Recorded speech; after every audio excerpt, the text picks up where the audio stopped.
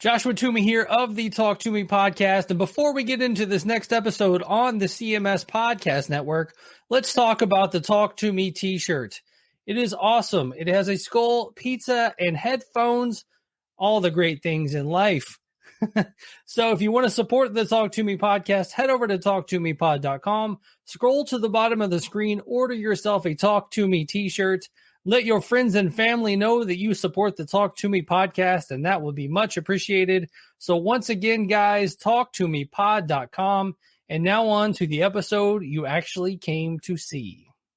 Hi, this is Terry Glaze, and you're listening to Drag the Waters with Joshua.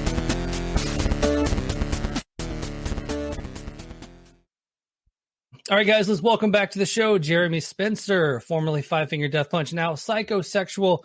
And we're going to drag the waters with him on Drag the Waters, the Pantera podcast.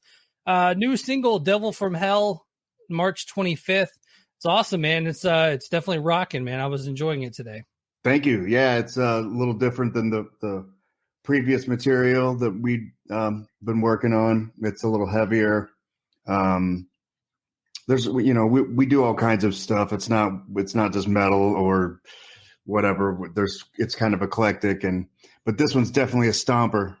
Yeah, pretty happy with it. The video turned out really cool too. I think the Five Finger fans are probably going to maybe attach to this one a little bit more. Maybe some of the other stuff might have threw him for a loop, but I think this is going to kind of pull him in and be like, all right, there's Jeremy Spencer. There's the Jeremy Spencer we know. Well, it's funny because when you make records, they're like snapshots in time. Yeah. We made the first thing really pretty fast, and I just threw it out independently, and we had started the next record right away, and Devil from Hell happened, and I'm like, fuck, man, I really like this. I wish this would have been the first thing that we dropped. Yeah. So it's like, you know what? Nobody even really knows much about the other music, which I do like, but I think this is more appropriate of where we kind of want to debut. This is what I wanted to be the first thing. So it's kind of like a reboot. We're starting over, I'll release the other music down the road again, but this second record will technically be our first. Yeah. I think when I was listening to it, I was like, man, if this had been the first thing you put out, I think the initial kind of like shock to the band would have been a little bit less. I think a lot of people kind of saw the makeup and the gothy tunes and stuff and just didn't maybe get it right away. But I think if you would maybe thrown this one out first and then gave them the other stuff second, I think they definitely would have gotten it. Yeah. And that's okay. Not everyone's going to dig what you do. That's just, it's how it is in Death Punch too. It was, we would release stuff and you get hated on. You can't please everyone, but we always made records for ourselves, and then you hope people like it. You can't control it. And we were fortunate enough to have a large fan base that did appreciate what we did. And I think this will find the audience for this as well. It's not for everyone, but I'm doing what I love to do, and I'm a big fan of theatrics. Mm-hmm. I do like goth music. I do love metal. I'm going to put it all in the blender. It's going to be a lot of fun. And I hope that people want to join us on the journey. I think it's going to be a lot of fun. And when we finally get to play freaking shows, hopefully people can come out and have a good time and see what we're all about. Now, last time you and I spoke, it was before the live stream. So how did that go for you? How did you feel about how all that went? It was okay. It's weird. I'd never done anything like that because there was no reason to do it.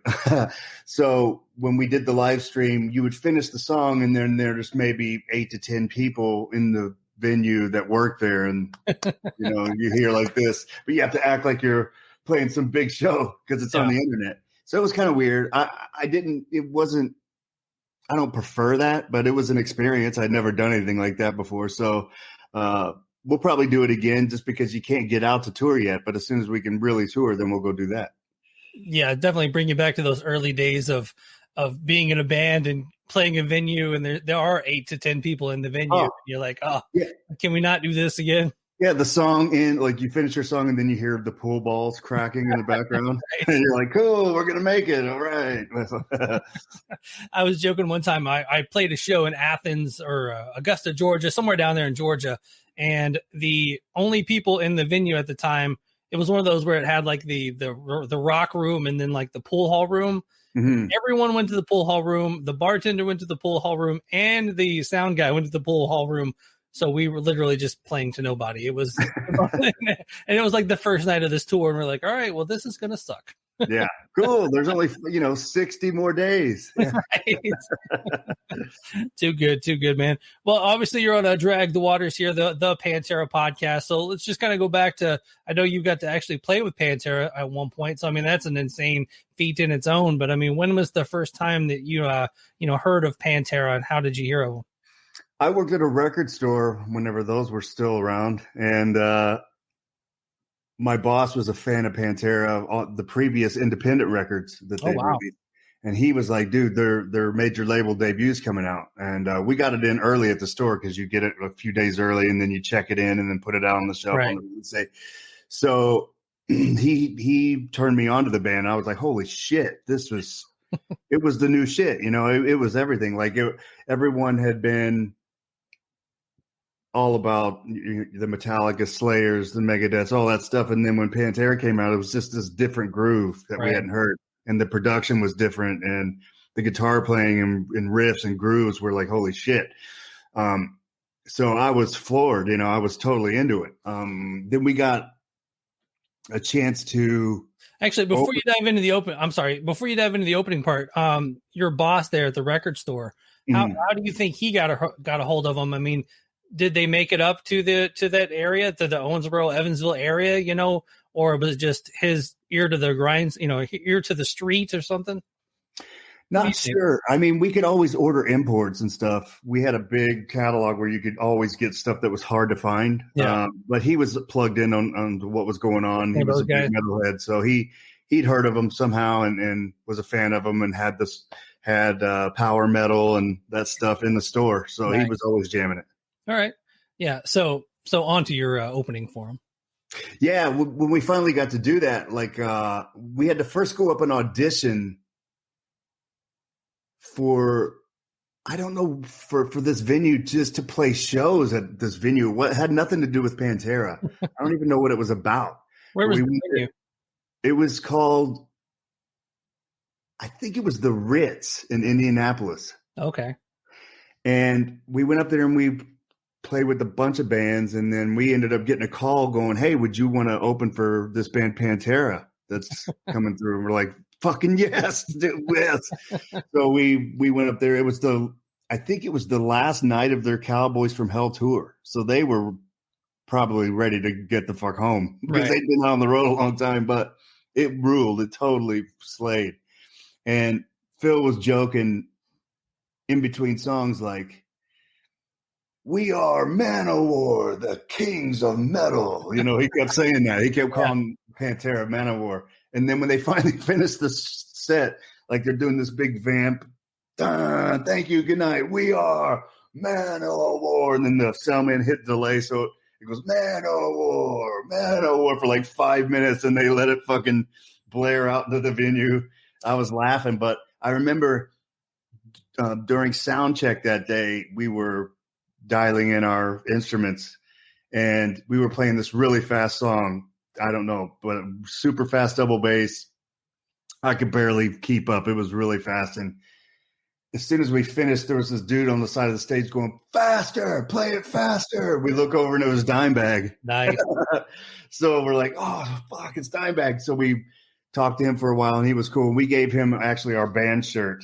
Yeah. And he's like, oh, cool, man. Right on. I'll wear it. And a few months later, we were reading Metal Maniacs magazine and we opened it up and they were in there and he had our band shirt on in the magazine. So that's such cool shit. We're kids, I was 17 years old or 18. So, someone just recently within the last 6 months posted a Pantera show from Indy from like 1990. So they might've actually posted that show you opened.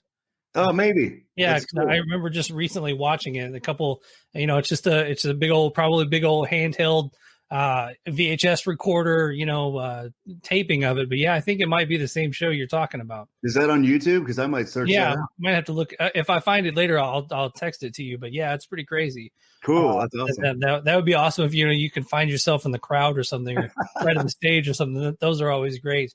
Even back then, just seeing them and getting into them as the band kind of came out, man. Were you sold that they were going to become what they became? Yeah, I was. I thought they were the next thing in metal. To me, it was an undeniable sound and feeling. It was so primal, and it kicked your ass in so many ways, and it's what metal needed. I mean, we'd heard so many great things from Metallica, but when that groove of Pantera came out, it was so different compared to what was happening, and you were like, "Holy shit!" And they released all these home videos, showing their personalities, that they were just fucking fun goofballs, and that's what everyone latched onto. They were people, they weren't larger than life, even though we still thought they were larger than life, but they would have a beer with you, or they would stand and talk to you about a metal band. They were just cool. They wanted to hang out, and they were fans too, they were awesome people. Well, that's what I always said about the band is you can go and watch those home videos, and you not only knew the band, you knew the guitar tech and the drum tech and the Big Val. Everybody knew Big Val. When I met them when I was 14, 15 years old, first person I saw was Big Val. We're like, hey, it's Big Val. You knew the security guards and the tour managers and everything else. They made everyone a part of Pantera. Yeah, it was their traveling family. I mean, they were all stars in their own way. It was so cool. Nobody had done home videos like that. I mean, we'd seen home videos, but they were just they just went for full retard, and it was so great to watch it. I watched them. I think I watched all 3 of the videos within the past 2 or 3 months, and it was just so much fun to relive that stuff, man. I miss that shit. Actually, Psychosexual, we're doing a home video too, and it's almost completed, and it's got a lot of fun stuff in it too. Yeah, you got to keep it. Just gives everybody another side of the band, and I say it 1,000 times on this show was Dimebag was made for social media. Like if Dimebag had YouTube and a Twitch and an Instagram Live, and how amazing would that have been? Every day you would have got something that was totally crazy. Yeah, it would have ruled. He would have been the king. Yeah, would have been the king. So as we're going, you opened for him on the Cowboys from Hell tour. Where were you at when Vulgar came out? Were you already in California yet, or were you still in Indiana? No, still in Indiana. And I remember getting an advance copy of that, maybe even a few weeks. The label sent out a promo. So I had already. So you're still working at the record store at this time. Yeah. Yep, still working there. Probably my favorite job ever. I just loved working at the record store. It was so cool, man. But I was so excited when you put it in here, Mouth for War. I was like, holy shit! And the New Level, it blew me away. I was into it. They came to town opening for Skid Row. Oh yeah. Later that summer on the tour, and I was still at the record store, and Phil and Dime came in. And I built this huge display for their album, for the Vulgar album, with posters, promotional flats, and the right CDs and cassettes and all that stuff. And they came in and they were like, "Right on, man, that was cool." And Phil he came up to the counter with a Sinead O'Connor cassette. Okay. And he's like, "Can I get the super rock star discount?" He was just kidding, right? And I'm like, "Well, I think so. Let me ask my manager." I had to ask because I couldn't, I couldn't punch in the right codes. You had to be the manager. So, hey, Joe, man, could he get the discount? And of course, he gave him the discount. Right. But he was cool. They were signing autographs for people that came in, and we were talking about the new Metallica, and because they just released the Black album. Yeah. Or it had been out for a while, but they were just talking about Metallica. So we were talking about Metallica and other metal and stuff. And then I went to see that show and them opening for Skid Row, and it was a heavy tour. Even Skid Row was really it bumped up their game a lot. Like they came out and fucking threw down too. Yeah. Yeah, that Slave to the Grind era Skid Row, man. You can't get the first 2 Skid Rows to me are just masterpieces anyway. But that's I don't know about subhuman race, but but yeah, Slave to the Grind era, Slave to the Grind era Skid Row would have been great to see live. Yeah, I loved it. I saw them also in St. Louis at the Fox Theater, and Soundgarden opened up for them on that leg. So It was like, holy shit, these are all my favorite bands, you know? Yeah, Skid Row definitely had their finger on the pulse at that time. I think they even wanted Nirvana at one point to come out and open for them, and Nirvana said no. You know, like that's how, you know, they were really smart enough. They knew what was coming. So, well, yeah, I mean, they had their own thing going on, their own world. So to mix in with that to them probably didn't make any sense, you know. But they seemed to do okay. So, what was Vinny much of an inspiration on you? Did you just like breaking down his drums and what he went on to do? Yeah, for sure. He taught me how to play grooves and to be solid. Yeah. Rather than to just, it wasn't so much of a focus on shredding all the time and being as fast with the feet as you possibly can, even though that I love doing that stuff. But when he came out, you just learned how to really play with guitars and create a fucking nasty groove. Oh, yeah.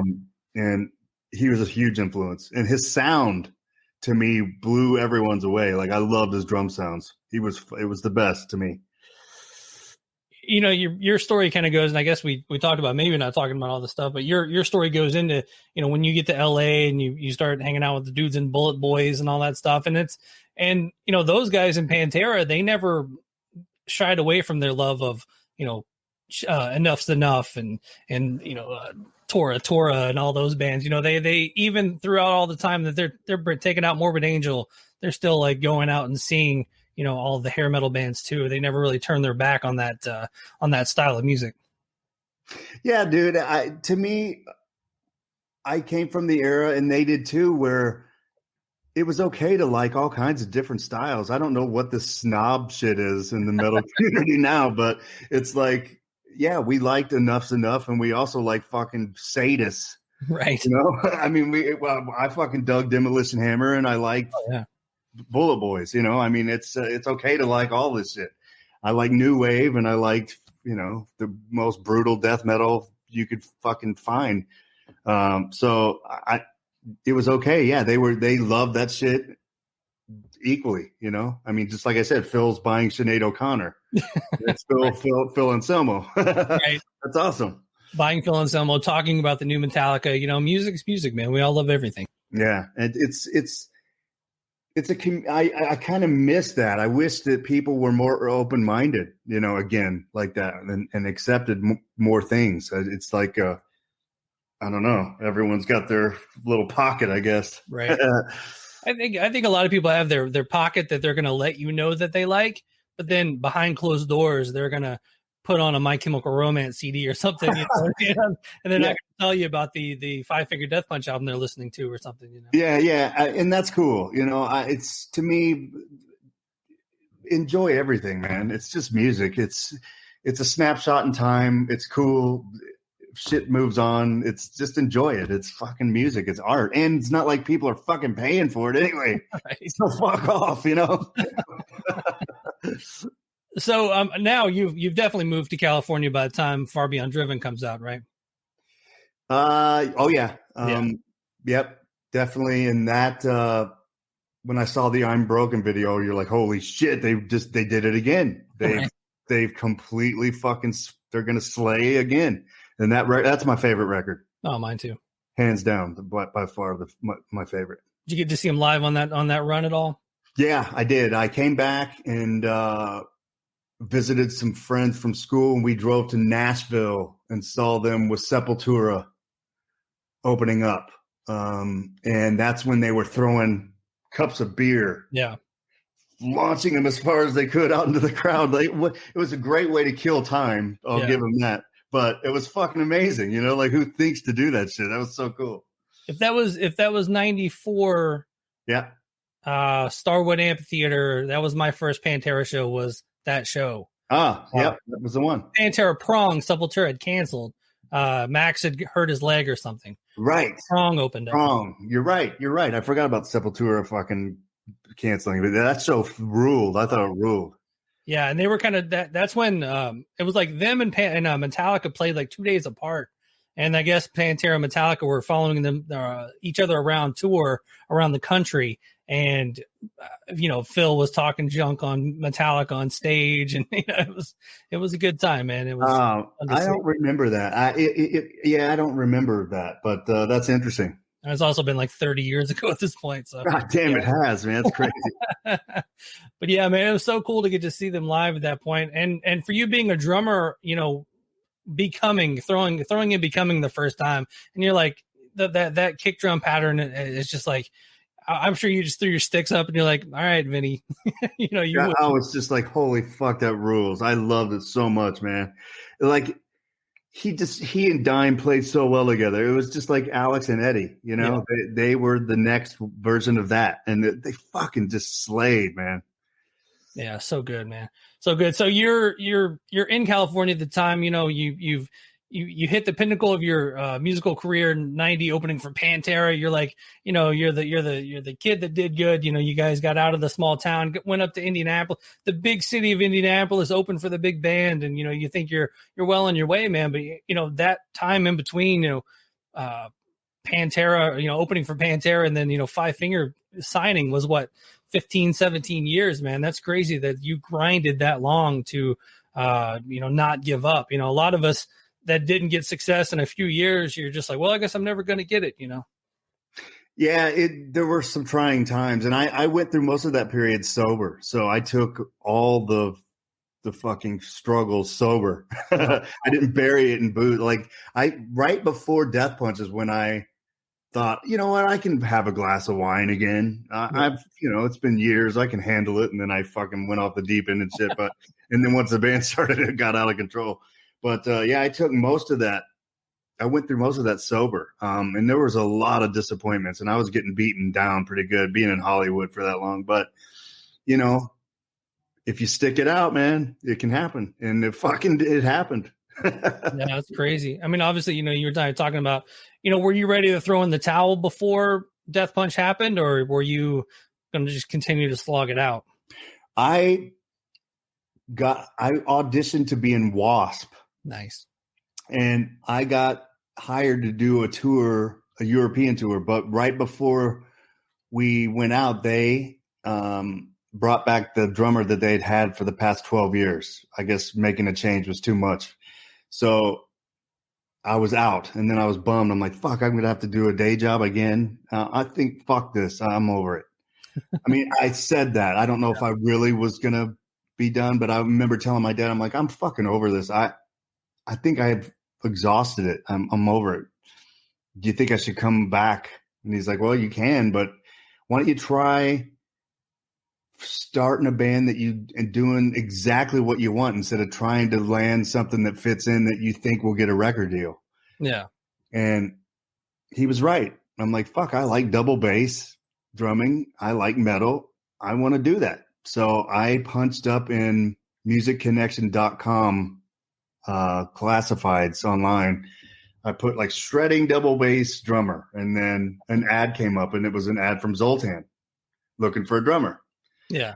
Nice. So I reached out to him, and I sent him some music that I had tracked with Jason Hook, and it had some fast, articulate right hand, 16th note shit and double bass. And Zoltan sent me back some stuff that he was working on. I'm like, shit, that sounds exactly like what I want to do. It's that fast double bass, fast shredding right hand, rhythmical, cool shit.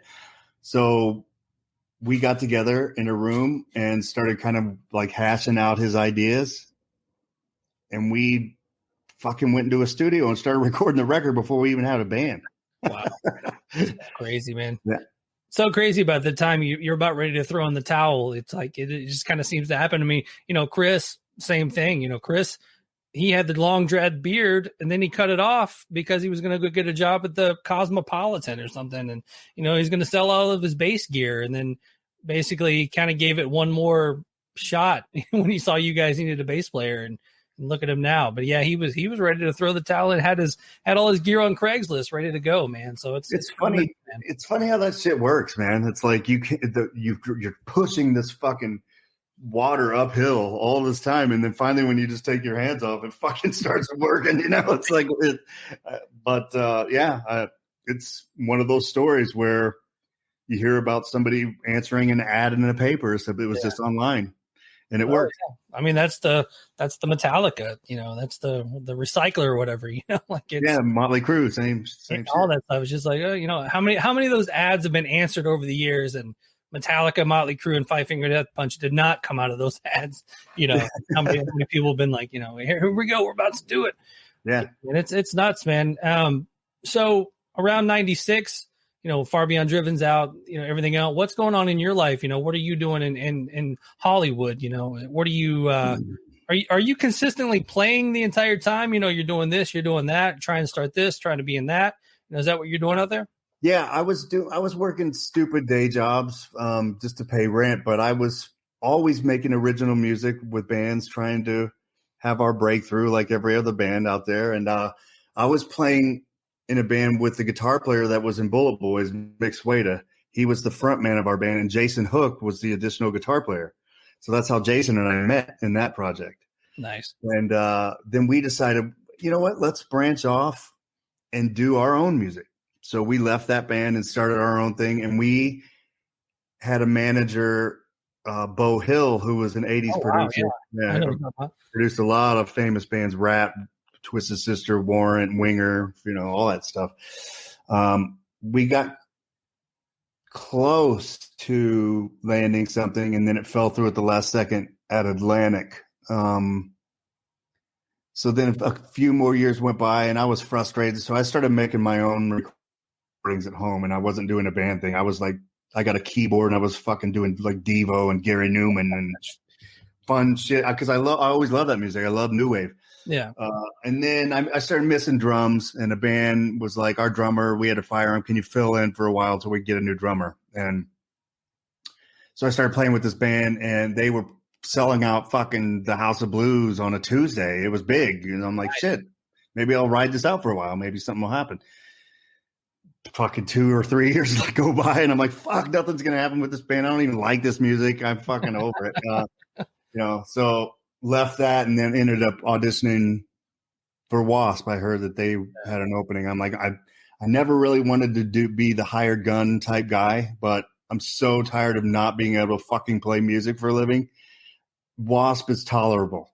Right. I can do that because at least they were heavy. It was a dark fucking rock. It was cool, So I went for that audition and landed the gig. I had to go into the studio and record playing to a click track, and they were in the control room listening. So it was kind of weird, but it was cool. Yeah. And since I'd been playing live with a click track for so many years, I think it worked to my benefit because it was just second nature to me. I think that helped me get the gig, and I really focused on learning the parts perfect, album perfect. Like every fucking bit of it, I nailed it, the best I could. But it wasn't meant to be, and at the time you're thinking, fuck, man, what am I going to do? I'm fucked. I've tried it. Now I have to go back to this job that I quit, and everyone's cool. You did it. Congratulations. And now you walk back going, hey, can I have my job back? I'm a fucking loser, and I felt like shit. My self-esteem was fucked. And then I had the conversation with my dad, and then I went online and fucking, as fate would have it, hooked up with old Zoltan there, and we started Death Punch. So, I mean, when you guys started Death Punch, I mean, you were in your early 30s, right? Yeah, we got signed. Well, let's see. I was 32 when we started the band, and we got signed when I was 34. Wow. And growing up listening to the things like the Bullet Boys and all that stuff, you're in that mode of like, once you're 26, 27, you're done, and to finally get the record deal at 32 is kind of against the odds. Yeah. I mean, I still felt full of life and energy though. And, but I'll tell you what, as soon as we got touring and doing that type of music every night, it started beating the shit out of my body fast. Yeah. It led to major fucking back problems and stuff like that. which I had to get addressed, Right. back surgeries, and that shit sucks. It was awful. But, so I always was like, fuck, why couldn't this have been when I had a 25-year-old body? Right. But also that comes with the 25-year-old mind that hasn't experienced life as much. So I needed everything that I went through to give me the foundation to be able to handle what was coming in Death Punch. Otherwise, it would have never happened. I couldn't have survived it. There's just no way. The as we're going through the record too a little bit too, with the Great Southern Trendkill, where were you in life at that point? That's I think one of my, that's all, I would say it's my favorite record too. It's like the Great Southern Trendkill just sounds so good. Drums are awesome. 13 Steps to Nowhere, all that stuff. What were you thinking of that one? I was waiting. I went to the midnight release for that. They had it at the Virgin Megastore on Sunset Boulevard in Hollywood. So I was there at midnight ready to go. I was fucking so excited, man. And you get it and you put it in and it's like, you're like, holy shit. I loved it. It was great. Yeah. Midnight releases, man. How much fun were those back in the day? So cool. I went for the midnight release for Sepultura Roots as well. Yeah. And I think that was right around that time. It was similar. I remember a Monday night we went and saw Korn on the Life is Peachy tour. And then after the show, we went to Tower Records and the new Weezer Pinkerton album came out, and we were like, we were pumped, man. It was a good time to go and just go and be up at midnight, getting records and running out to the car and throwing them in the tape deck. It was awesome.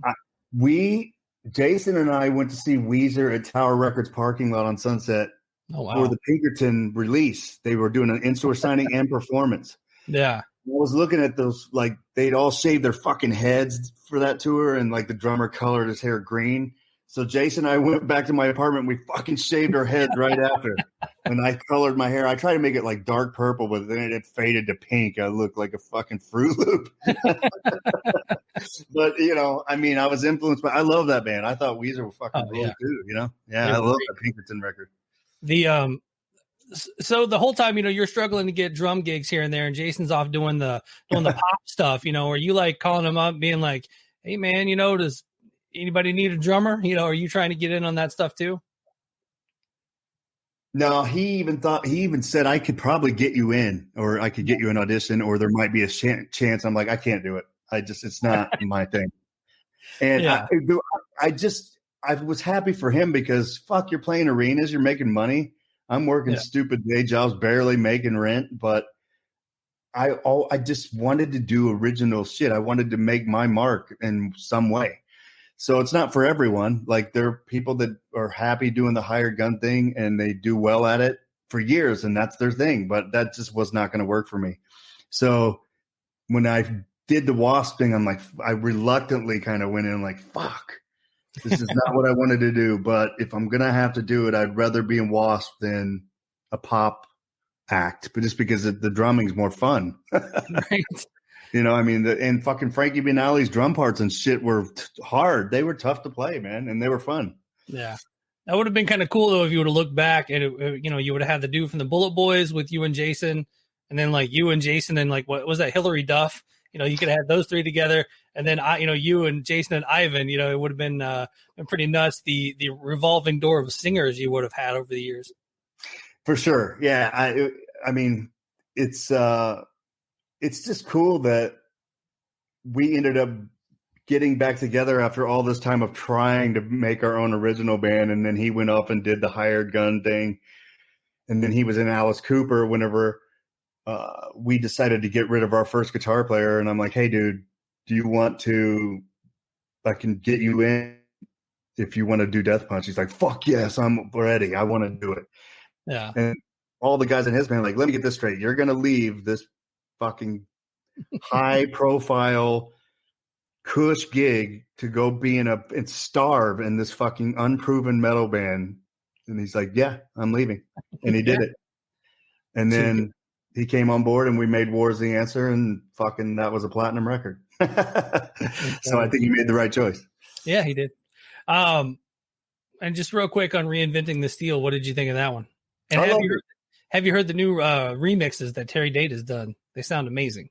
No, I haven't. I'll look into that. No, I was anticipating that record highly as well. You know, I was always a fucking fan. I was like, shit, 4 years in between records. But I mean, obviously a lot of personal shit went down, and that live record was cool, but I just don't care about live records unless it's alive, you know, whatever. But I loved it. I thought it ruled.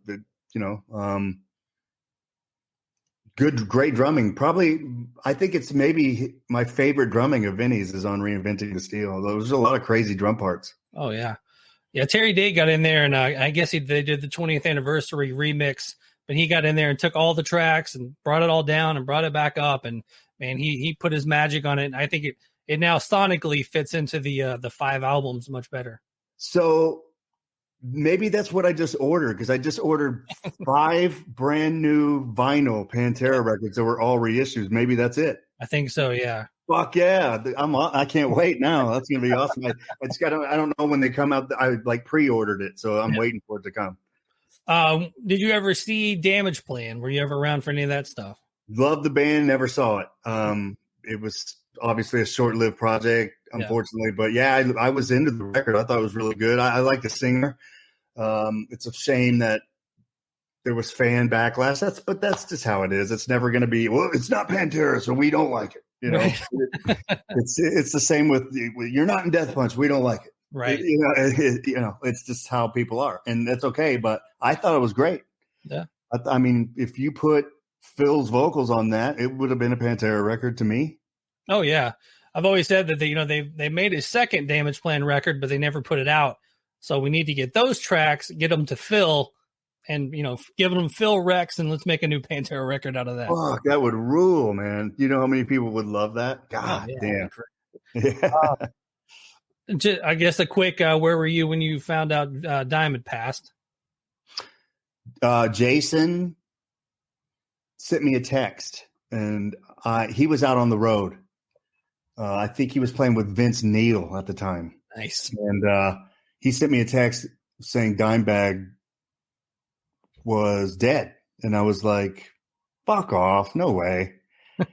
And then I was trying to log on to Blabbermouth or whatever the fuck. And the servers were so busy, you couldn't even get on. So I'm like, Yahoo search fucking, and then I found it. And I'm like, holy shit, this is really happening. It was unbelievable, man. Yeah.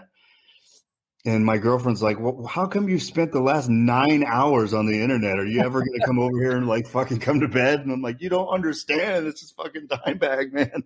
Because she wasn't a metal fan. She didn't really understand. But I was like, holy fuck. I didn't believe him at first. Yeah.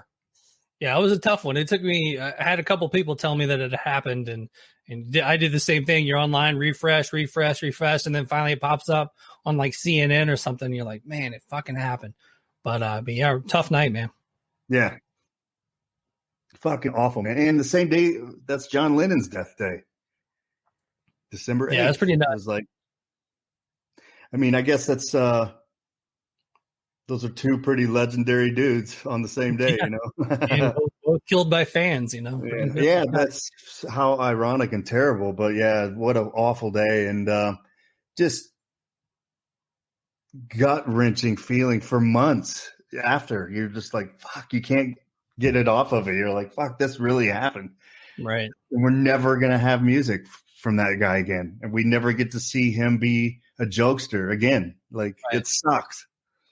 Yeah, it's pretty crazy, man. Another Pantera connection you have is, the first Golden Gods that you won, Golden Gods drummer, presented by Vinnie Paul. Pretty awesome. Actually, I watched that video today of your acceptance speech, and it holds up. It's pretty funny. It's good, man.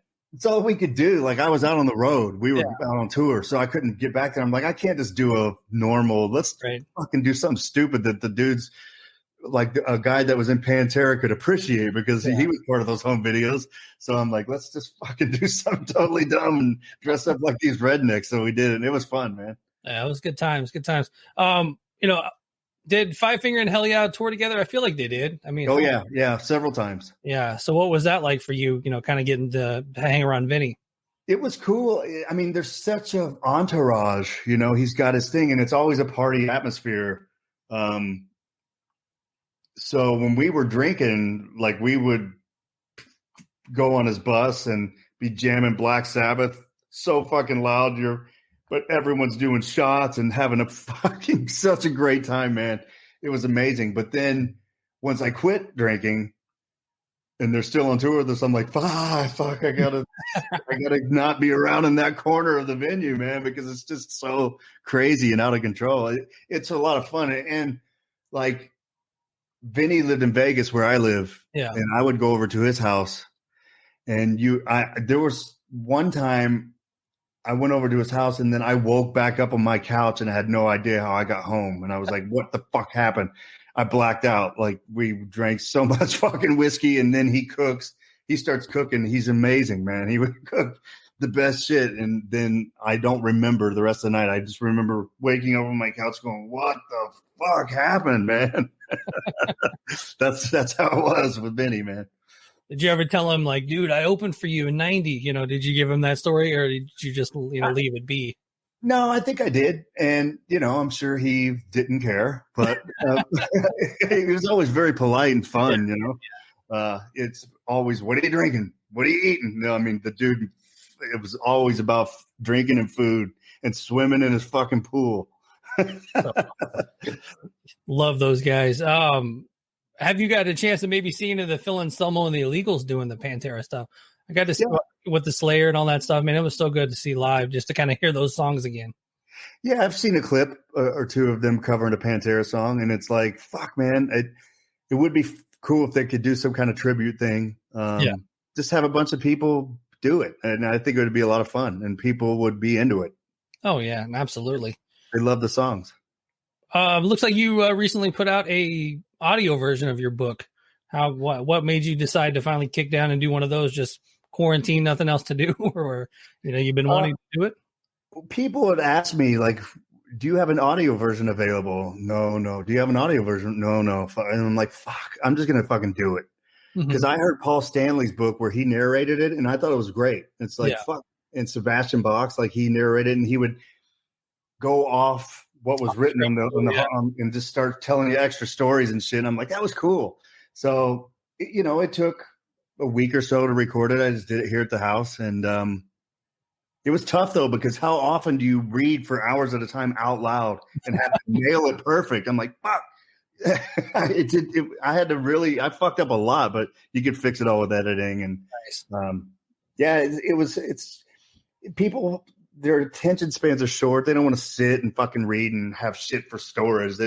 They'd rather throw it on the background or while they're driving or fucking working out and their AirPods, and they can listen to your story. And that's just kind of where books are these days. So it seemed to make sense, and it was already work done. I just had to fucking narrate it, and that was it. Did you did you have an outtake reel? Is that out there anywhere? Not yet. I mean, there's a lot of me. Fuck. God damn it. Let me go again. Like, there's tons of that shit. I'm sure it's all saved, but I probably won't release it. That's always the fun stuff. Yeah. But I mean, I definitely have to check that out, because obviously, I through podcast. I mean, I love podcasts, not only my own, but I love a lot, just listening to, different shows on driving or while I'm at work or whatnot, just throwing them in the background and, just kind of lose it in there for a while. So definitely need to check that out. What's the kind of the next stuff for Psychosexual? You got the Devil from Hell single coming out. You said you might do another live stream, stuff like that. Yeah, we're going to do that, and we'll be filming more music videos. We'll release the album that Devil from Hell is coming. That will be, it's going to be on that record. We're actually on album 5. That's how much we've been working. So we're going to be cranking out material. As soon as we can tour, we're out there. It's just until it's available, we can't, but we're making music, and it's been a blessing because now we don't have to fucking stop to make a record. We can just keep going. Or if we want to stop, we can stop and go on vacation and fucking relax rather than we got to fucking write a record. It's done. Like, we're just we've been real fortunate to have this time. Nice. And how involved is Jason in this stuff? Is he just popping in a little bit, or just on the covers album a little while back, or what? Yeah, he just contributed a couple solos on that cover record. He's doing his own thing, and I don't think that he's the type of dude that wants to wear a mask and be in the background. I think he wants to do his own music, and I'm sure it's going to be amazing. He's super talented. Love him to death. We talk frequently. He's my neighbor. So there you go. Yeah, I'm looking forward to whatever he's got coming up. All right, man. So anything else we got going on that we need to talk about? Did I miss anything? I don't think so. Just look for the single Devil from Hell on, everywhere streaming on March 25th. And then the video will announce that. Just go to psychosexual.com or psychosexualmusic.com. My bad. Psychosexual.com was not available, and I've been trying to get it, but the dude was like, yeah, I'll sell it for $30,000. I'm like, fuck that. Psychosexual music will work fine. Right. Yeah, that's insane, man. Just trying to, it's funny. Your name, Psychosexual, you if you just Google Psychosexual, then you get a bunch of medical stuff. But if you just Google Jeremy Spencer, you get like 1970s Jeremy Spencer. I know. You get a bunch of old stuff, man. It's pretty crazy. I'm the Invisible Man. Yeah. And that was funny. There was a YouTube channel. It was like the Jeremy Spencer, but it was the other Jeremy Spencer. And I'm like, I don't know, man. I think that might be the Jeremy Spencer, like the other one. Hey, it's like there can be more than one dude with the name Jeremy Spencer. I go, the main difference between us, even our bodies are probably the same. Like I feel a little older than I am, but I guarantee it, his bank account's way better than mine. Have you ever had any correspondence with the other Jeremy Spencer? Never. No, I haven't. You should do a song together or something. Yeah, right. Well, this Jeremy Spencer, man, thanks for dragging the waters with us today, and good luck with Psychosexual. New single, like we said, March 25th, Devil from Hell, Psychosexual. Jeremy Spencer, thanks, man. Thank you. Appreciate it. Hi, this is Terry Glaze, and you're listening to Drag the Waters with Joshua.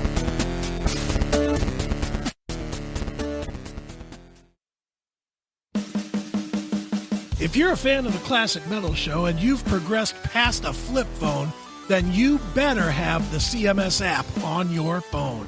Get it today. It's in both the Google and iOS app stores. It's the CMS app. Get it? It's got everything you would possibly want from the CMS. So get it today and stay connected to the CMS.